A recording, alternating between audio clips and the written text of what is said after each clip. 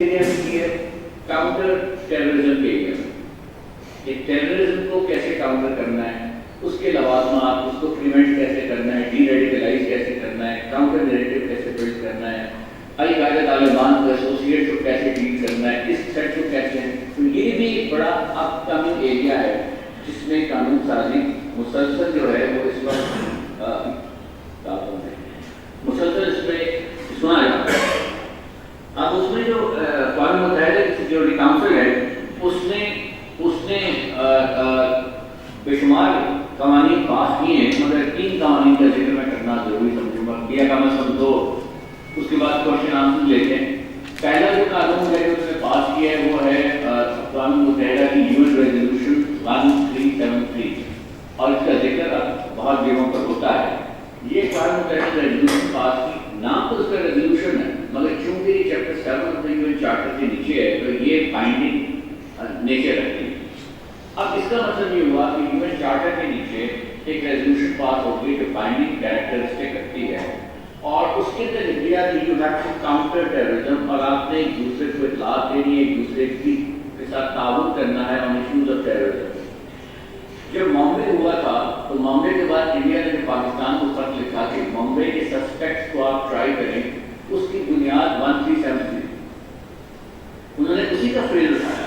तो पाकिस्तान में भी डिस्कशन हुई कि हमें एफआईआर काटनी चाहिए या नहीं काटनी चाहिए, तो ये फैसला 1373 को सामने रखते हुए किया गया कि हमें एफआईआर काटनी चाहिए, बिकॉज अगर हम एक रिस्पॉन्सिबल रियासत के तौर पर हैं तो हमें अपने आप को किसी भी अपने सिटीजन के अनलॉफुल एक्ट से डिस्टेंस करना है। हमारा सिटीजन जरूर है, लेकिन हमारा सिटीजन अगर कोई इररिस्पॉन्सिबल काम किसी भी और दुनिया के किसी और मुल्क में जाकर करता है तो रियासत उसको ओन नहीं कर सकती, ना उसे करना चाहिए, बल्कि रियासत को एफर्ट करनी चाहिए उससे रोकने के लिए। तो अगर कोई शख्स किसी और दूसरे मुल्क में जाकर कोई जुर्म करता है, कोई ऑफेंस कमिट करता है, तो वो रियासत से एट्रीब्यूट नहीं हो सकता और रियासत को उसके खिलाफ कार्रवाई करनी चाहिए जो रियासत के पास लॉफुल मीन्स है। तो 1373 को सामने रखते हुए ये फैसला हुआ कि एफआईआर दर्ज की जाए, मुकदमा दर्ज किया जाए और लकड़ी वगैरह के खिलाफ कार्रवाई को आगे बढ़ाया जाए। अब इसी तरह 1373 के पर ऑब्लिगेशन पाकिस्तान को बहुत ज़्यादा है कि पाकिस्तान ने काउंटर करना है टेररिज्म को। टेररिज्म को काउंटर करने का मतलब है कि आप काउंटर करना है थ्रू, एक तो आपसे पुलिस के मेजर्स हैं, मिलिट्री मेजर्स हैं, जुडिशियल मेजर्स हैं, डी-डैट मेजर्स भी हैं। Countering terrorism does not mean killing a terrorist. Remember, to counter terrorist doesn't mean कि आप उसको मारना ही है, you have to win him back. वो एक सोच रखता है, ज़हनी रवैया रखता है, वो रवैया उसको किसी ने सिखाया है तो वो उस पर चल पड़ा है। अब आप भी उसको बेहतर सिखाएं, समझाएं। जब वो आपके पास कस्टडी में है, जब वो आपके पास कन्विक्शन के बाद कस्टडी में है, तो रियासत उसको क्या समझा पा रही है, नहीं पा रही। सो जहाँ एक तरफ कोर्ट्स पर ही ऑब्लिगेशन है कि आपने कन्विक्शन करनी है, लेकिन courts are also subject to evidence, but nevertheless जब कोर्ट्स कन्विक्ट करते हैं या एक्विट करते हैं, वो रियासत की जिम्मेदारी के तौर पर शुमार किया जाता है। जब इंटरनेशनल कम्युनिटी से देखती है, वो कहती है पाकिस्तान की रियासत ने ये कर दिया। मुझे याद है इसी को एग्जाम्पल देते हुए हाफिज सईद का लाहौर में को गिरफ्तार किया गया, शहरी भी गिरफ्तार है, और एक और रेजोल्यूशन है जिसमें 1267 का नंबर है सिक्योरिटी काउंसिल की, जिसके नीचे अल कायदा तालिबान के एसोसिएट की लिस्ट मुरतब की जाती है यूनाइटेड नेशन। तो ये अक़वाम मुत्तहिदा की रेजोल्यूशन है 1267, इसके नीचे सिक्योरिटी काउंसिल एक लिस्ट तैयार रखती है, 400+ नाम है उसमें, और उसमें एंटिटीज भी हैं, इंडिविजुअल्स भी हैं कि ये वो लोग हैं जो अल कायदा तालिबान के एसोसिएट्स हैं, लिहाजा इन पर they are under an obligation कि इनको हमने काउंटर करना है। उस पर रिस्ट्रिक्शंस लगा सकते हैं, हम उनको गिरफ्तार करने की ऑब्लिगेशन नहीं, उनको आप शेड्यूल 4 के रख सकते हैं, तो उनको आप उनकी ट्रैवलिंग मना है, डिस्प्ले ऑफ आर्म्स मना है, एसेट का फ्रीजिंग है।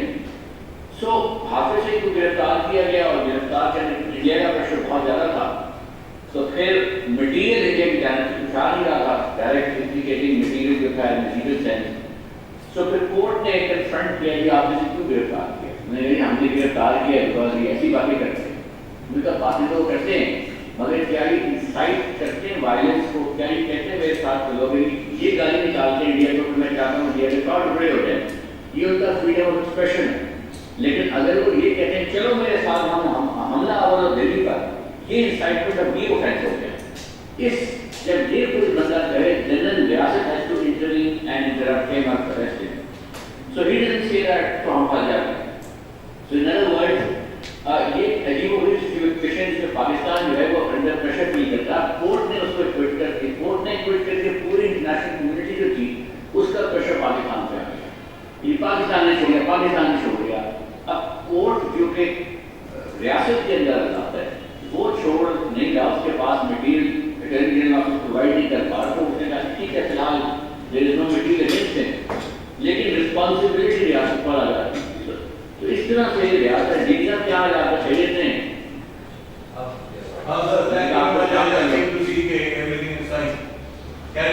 Everything is excellently, very nice arrangement. Thank you very much for the opportunity. My apologies I couldn't make it. No problem. Preoccupied in Islamabad. No problem. چلیے. Right, thank you. جی جی. تو اس طرح سے جو international law کی obligation ہے وہ پاکستان کے اوپر ان کا پریشر مسلسل بلڈ اپ ہوتا جا رہا ہے اور فیوچر میں بھی مجھے لگتا ہے کہ یہ ہوتا جائے گا. اب ایک اور ایشو ہمیں درپیش آ رہا ہے, اس کے لیے بھی we can make use of international law, وہ ہے آلٹرنیٹیو بیانیہ, جسے آپ کو بڑا ہم سے کہا جاتا ہے. اب آپ کے پاس لوگ آتے ہیں جن آپ ٹرائل کرتے ہوں گے, آپ کے پاس بطور ملزم پیش ہوگی یا پٹیشنر کے طور پہ آتے ہوں گے, جو نقطہ نظر مختلف رکھتے ہیں, اپنی لائلٹی ریاست سے وڈرا کرتے ہیں, تو پھر سوال یہ ہے کہ ان کو کیسے ٹریٹ کیا جائے. یہ عجیب سچویشن ہے, اس کے لیے پھر آپ کو مختلف چیزیں دیکھنی پڑتی ہیں.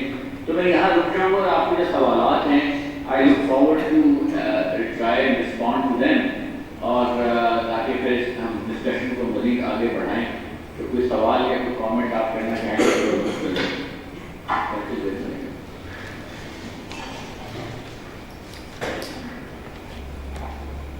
سر یہ یو این ریزولوشن جو ہے فضل سبحان سیشن جج اور آج کل میں اے ڈی سی جج ہوں ہریپور میں حیدرآباد میں, یہ جو آپ سے کہہ رہے ہیں کہ جو انٹرنیشنل کنونشنز ہیں یہ ٹھیک ہے بائنڈنگ جو ہے اسٹیٹس پہ, لیکن ان کی امپلیمنٹیشن کا کوئی طریقہ کار ہے یو این کے پاس, how to implement, how to force the state does convention. جی thank you very much for a good question. Ahmedabad سے آپ ہیں, my father studies in Ahmedabad.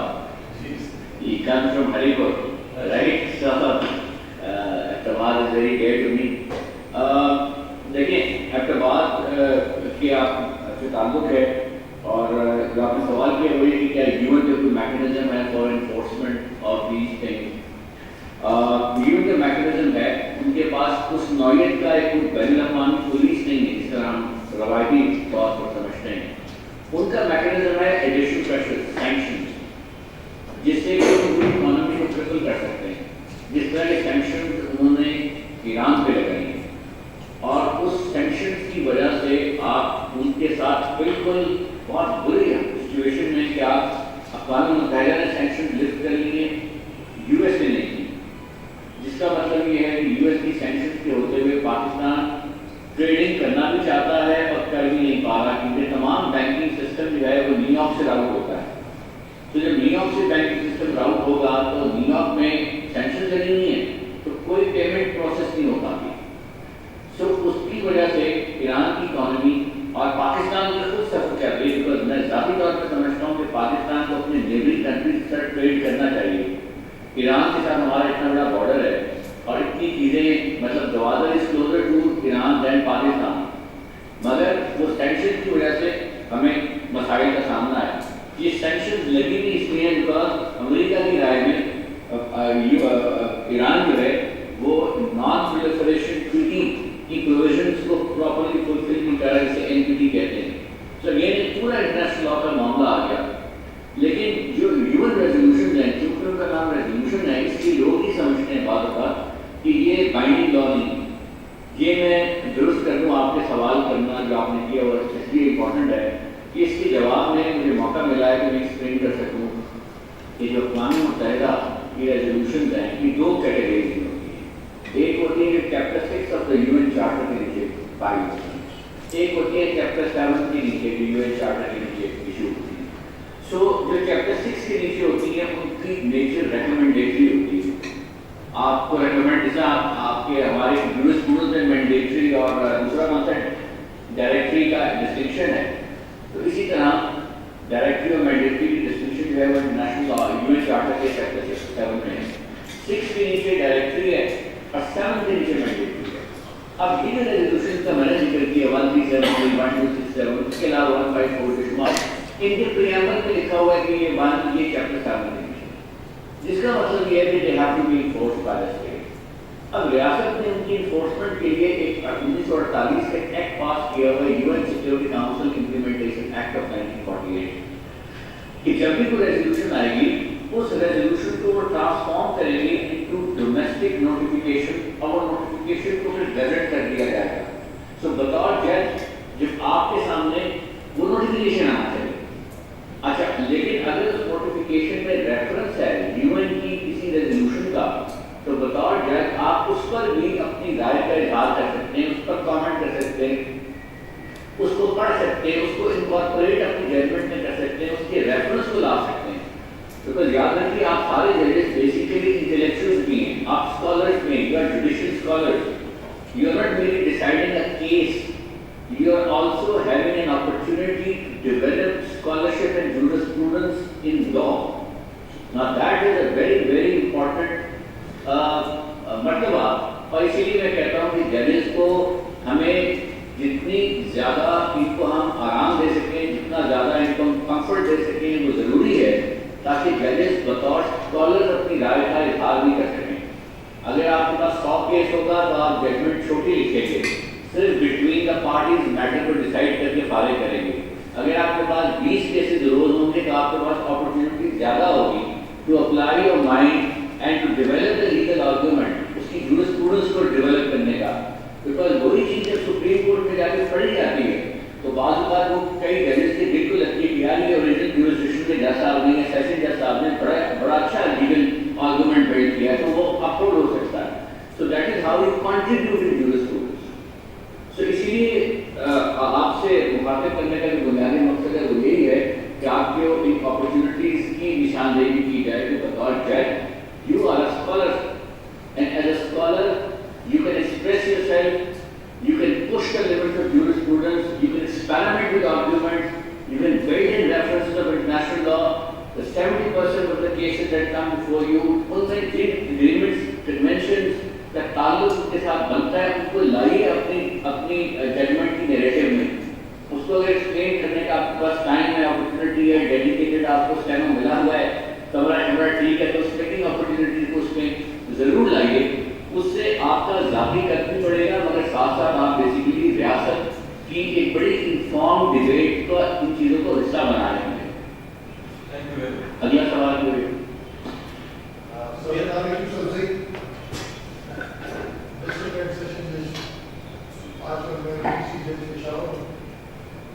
G sir legally speaking whether international law is the law ٹھیک or according to Arsenal law is the command of sovereign, is there any enforcing authority? جی میں عرض کرتا ہوں یہ جو آسٹن کا view ہے، Austin was a political scientist and lawyer but Austin کا جو تھیوری ہے کہ اس کمانڈ آف دا ساورن یہ پولیٹیکل سائنس میں پڑھائی جاتی ہے. اور پولیٹیکل سائنس کے لینس سے یہ جو ڈبیٹ ہے it make sense. Political science کے حوالے سے آپ دیکھیں اگر لوگ آپ کی بات ہی نہیں مان رہے اس پر لا نہیں ہے. اگر لوگ ہیبیچل اوبیڈینس دے رہے ہیں تو پھر وہ لا ہے. ہم پولیٹیکل سائنس کے میرا ایریا نہیں ہے، میں لا کو لا کے طور پہ دیکھتا ہوں. اب آئیے کیا یہ لا ہے جو آپ کے سوال کا پہلا حصہ ہے whether it is law, international law is law or not. یہ سوال پہلے اٹھتا تھا، اب یہ سوال جو ہے آہستہ آہستہ اٹھنا ختم ہو گیا ہے. اس کی وجہ کیسے ہے؟ لاس کو جب آپ دیکھتے ہیں تو جب آپ ڈومیسٹک شہری ہیں کسی ملک کے تو آپ لا کو ایک فیملیئر پیٹرن کے تھرو آئیڈینٹیفائی کرتے ہیں. تو ڈومیسٹک لا میں فیملیئر پیٹرن کسی ملک کا کیا ہے؟ ایک پارلیمنٹ ہے جو قانون سازی کر رہی ہے. دوسرا فیملیئر پیٹرن کیا ہے کہ ایک مقرر ایگزیکٹو ہے جو اس کو انفورس کر رہی ہے. تیسرا جوڈیشری ہے جو اس کو امپلیمنٹ یا انٹرپریٹ کر رہی ہے. جب آپ بین الاقوامی سطح میں دیکھتے ہیں تو واقعی نظر میں فرسٹ لک میں آپ کو نہ انٹرنیشنل پارلیمنٹ نظر آتی ہے، نہ آپ کو کوئی کوئی انٹرنیشنل ڈپٹی کمشنر یا کوئی اور بندہ نظر آتا ہے، نہ آپ کو ایسا جوڈیشل آرگن نظر آتا ہے کہ نوٹس دے کے کسی ملک کو بلا دیں. سو لہٰذا آپ یہ پرائمر فیسائل ویو ڈیولپ کرتے ہیں کہ لا ہی نہیں عجیب سی چیز ہے جو کے بارے میں بات کی جا رہی ہے. اب آئیں میں تینوں کے حوالے سے آپ کو پہلے تو یہ کہ کمپیریزن صحیح نہیں ہے. بین الاقوامی لا بالکل ایک سیپریٹ فریم ورک ہے، اس کے اشکال، اس کے ویریبل اور کمپیریزن. اور ہم مورالٹی آپ سے کہہ سکتے ہیں مگر اس کی وائلیشن کی کوئی پنشمنٹ نہیں ہے، کوئی انفورسنگ اتھارٹی نہیں ہے. اور لا کے لیے جی میں اس کا کامنٹ کرتا ہوں. یہ کوڈ آف کانڈکٹ نہیں ہے، یہ بائنڈنگ انسٹرومنٹس ہیں.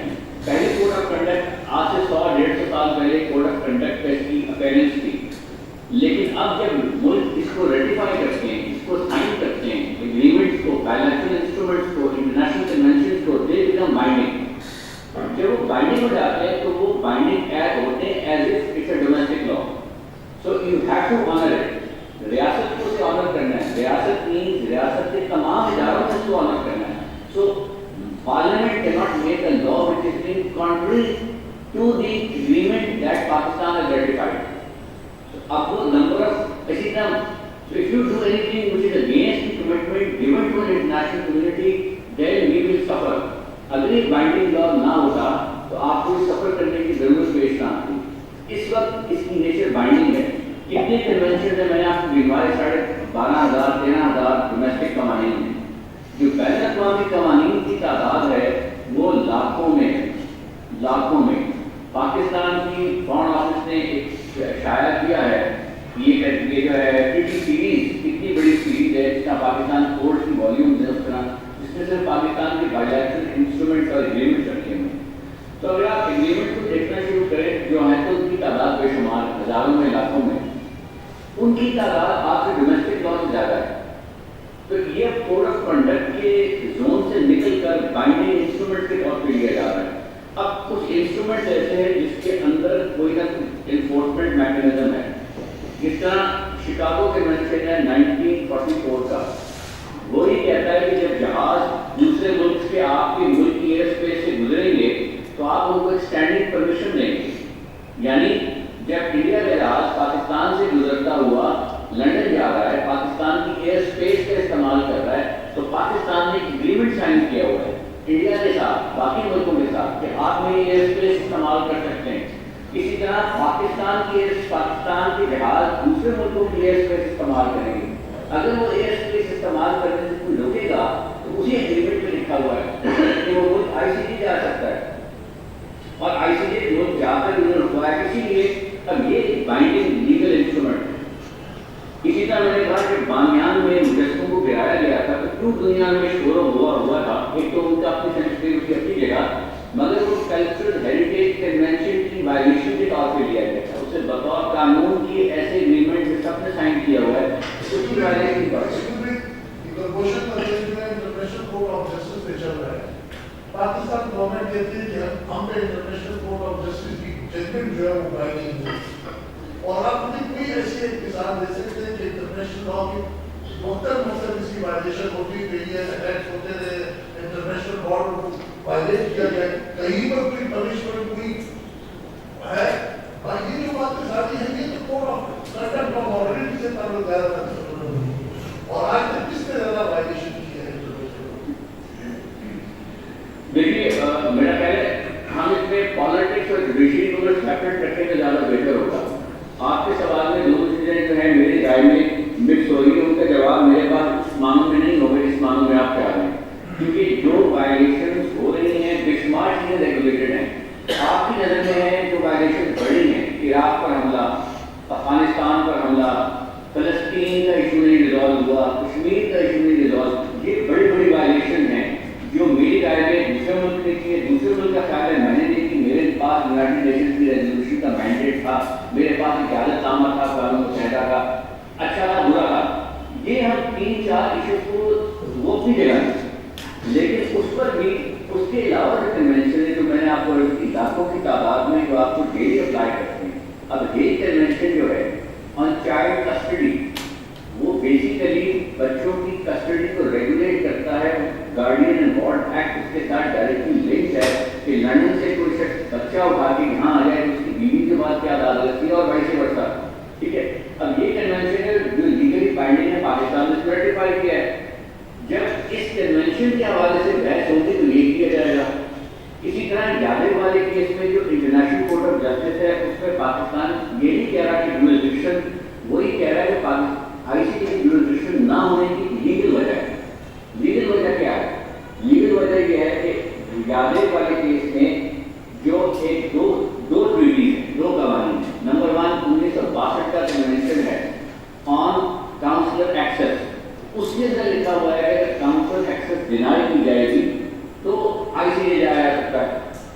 اب 1962 کے علاوہ 2008 کا ایک بائیلیٹرل ٹریٹی ہے بٹوین انڈیا اینڈ پاکستان جس میں ایک سیکیورٹی سیکشن ہے, اس میں آئی سی جی کا ذکر نہیں ہے, اسی کو جورسڈکشن نہیں ہے. پاکستان یہ کہہ رہا ہے کہ پاکستان اور انڈیا کے مابین 2008 کا کنونشن ڈائریکٹلی جو بائیلیٹرل ہے وہ امپلیمنٹ ہوگا, 62 والا کنونشن نہیں ہوگا. آئی سی کو یہ جو جورسڈکشن 62 کنونشن میں 2008 میں نہیں, یہ پاکستان کا موقف وہ قانون پر مبنی ہے. وہ اس بات پر مبنی نہیں ہے کہ میں نے ہماری بات نہیں مانی. جہاں ہم نے جانا پڑتا ہے ہم پیش ہوتے ہیں.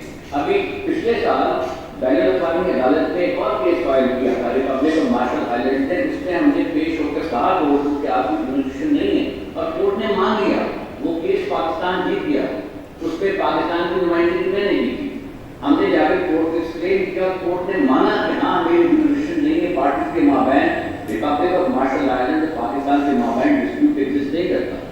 تو انہوں نے ماننے کے بعد تو آپ کا لیگل پوزیشن ہوگی. یادو والے کیس میں جو اضافی پرابلم آ رہی ہے وہ یہ آ رہی ہے کہ یادو والے کیس میں انویسٹیگیشن ابھی پینڈنگ ہے مزید. ایک اس کو ٹرائل کیا گیا ہے ملٹری لا کے نیچے کیونکہ اس نے وہ آفینس کمٹ کیا ہوا تھا جو اس نے مانا, اور جب اس ٹرائل کے دوران انویسٹیگیشن کے دوران اس نے 161 کی اسٹیٹمنٹ دی, غالباً ایک پراپرٹی دی یا نہیں دی لیکن 161 کی ضرور دی. اس میں اس نے کہا 11 لوگوں کے نام لیے, اور اس نے کہا کہ 11 بندے جو ہیں جو انڈیا میں فلانے افسر ہیں, انہوں نے مجھے کہا تھا یہاں یہ دھماکہ کرنا, وہاں یہ دھماکہ کرنا, فلانے کو پیسے دینا, فلانے کے لیے سپورٹ کرنا. تو اب پاکستان نے پھر چونکہ اب آپ کو پتہ ہے کہ تفتیش کیسے ہوتی ہے, انویسٹیگیشن کیسے ہوتی ہے, تو پاکستان نے ایک خط لکھا ریزولوشن 1370 کے نیچے انڈیا کو لیٹر آف اسسٹنس, اور اس خط میں کہا کہ جیسے 12 لوگوں کے نام بھی ہیں, ہمیں ان کی اسٹیٹمنٹ درج کرتا, انہیں ان کی 160 کی اسٹیٹمنٹ چاہیے یہ اسیس کرنے کے لیے جھوٹ بولنا ہے کہ اسے کنفرنٹ کرنا چاہتے ہیں. یہ سب مواد آئی سی کے میں انڈیا نے لگایا ہے, اور پاکستان نے کہا ہم نے separate F I R number 6 درج کی ہوئی ہے 2017 یا 2016 ہے, اور اس ایف آئی آر میں ہم اس کی باقیہ